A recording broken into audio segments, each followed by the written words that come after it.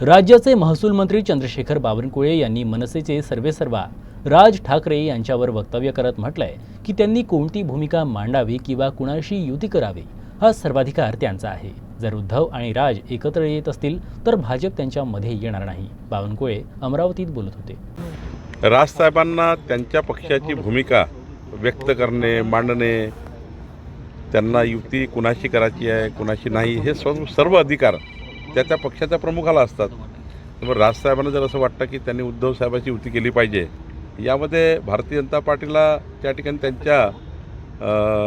त्यांच्या युतीच्या मध्ये येण्याचं काही कारण नाही।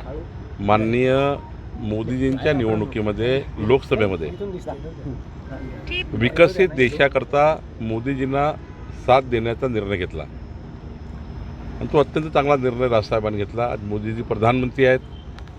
मोदीजींनी जगातला सर्वोत्तम भारत निर्माण करण्याकरता, विकसित भारत निर्माण करण्याकरता संपूर्ण जगभरामध्ये भारताची जी काही आज उंची आहे ती टिकवण्याकरता अहोरात्र मेहनत करून हा भारत देश पुढे नेण्याचा प्रयत्न केला आहे आणि प्रयत्न सुरू आहे।